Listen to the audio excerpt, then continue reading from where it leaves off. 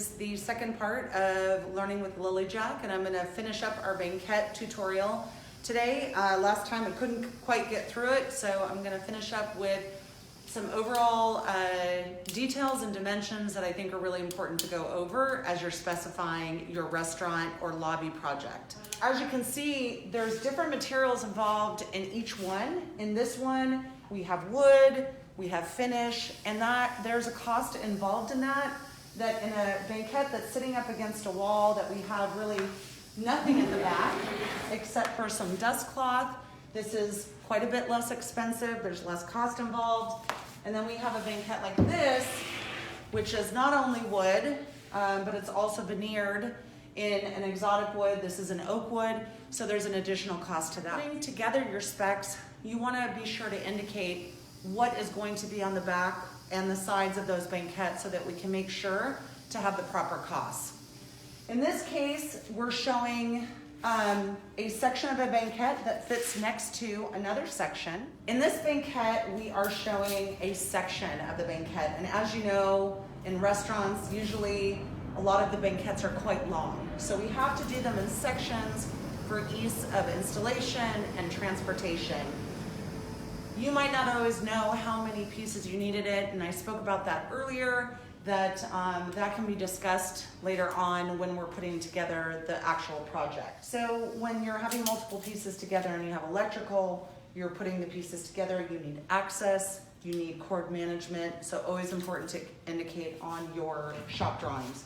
The other thing which some people want to do is they want to access the interior of the banquette for whatever reason, whether there is, again, electrical, any kind of wire management or anything like that.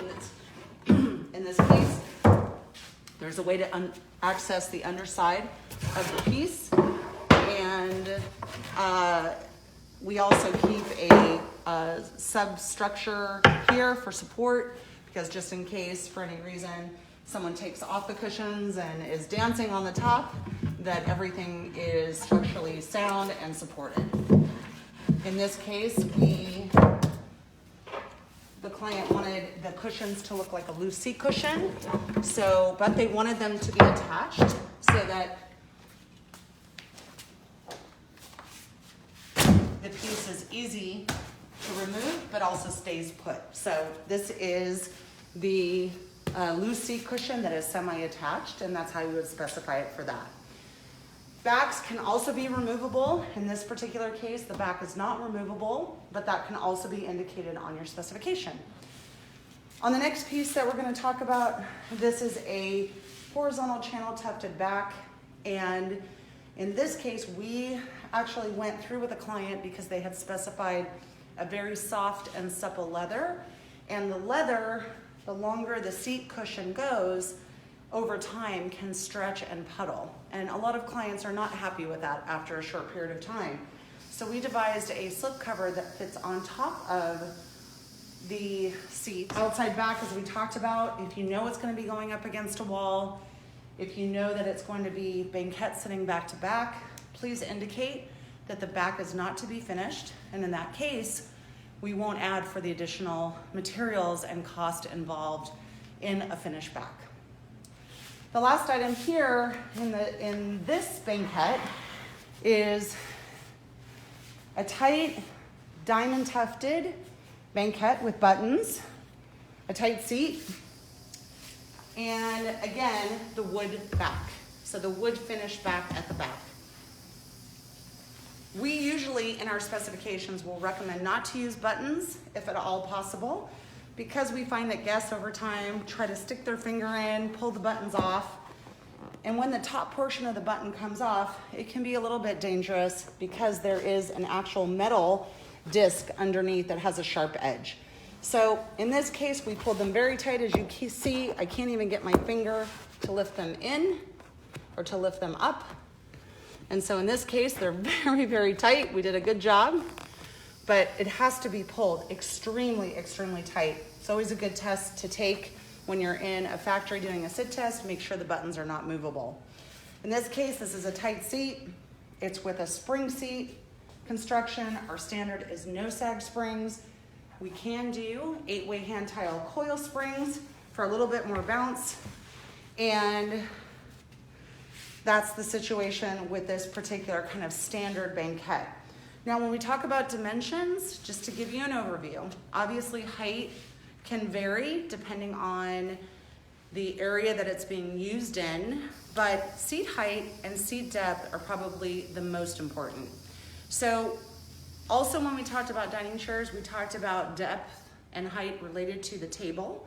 And in this case, for a 30-inch table, we're typically gonna want a minimum of 18.5-inch seat height. In this particular case, we are looking at a 19-inch seat height, and that's a great seat height as well. Anywhere between 18.5 and 19 is what we feel is standard. That will just sit you at a really good position to be able to sit at the table, put your hands and eat. We find that 18 inches is a little bit too low. So definitely 18.5 or 19. Now, seat depth is important as well. So in this case, I'm gonna guess this is probably about a 19-inch seat depth, and that is exactly correct. This is 19. We suggest a minimum of 18.5, and sometimes, depending on the restaurant, it might go to a maximum of 20, but 19 is right around that really good depth that everyone feels pretty comfortable. Probably the most important point on a banquette is the pitch. You wanna be able to eat at a table and feel comfortable. You don't wanna be too straight up. You wanna be able to relax a little bit, but you wanna have lumbar support and you wanna be able to eat. So I'm gonna show you a visual of that in 1 second. So here I am at a table. This table is 30 inches high. It's actually about 30.25 with the glides, but this is a perfect height for the seat height that I have at 19.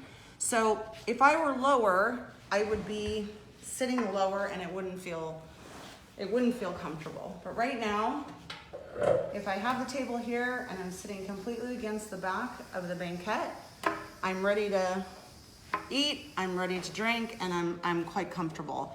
So 30 inches table height, 18.5 minimum to 19-inch seat height, and then if your table drops, we can drop it accordingly on the seat height, but we usually don't recommend for dining going any lower than 18 on a shorter than normal standard table height of 29.5 or lower. So I think I've gone over everything today, and if you have any additional questions, please comment below. Ask me those questions. I'd be happy to address them separately or in our next segment of Learn with the Lily Jack. Hope everyone's staying safe and healthy, and we'll see you soon. Bye.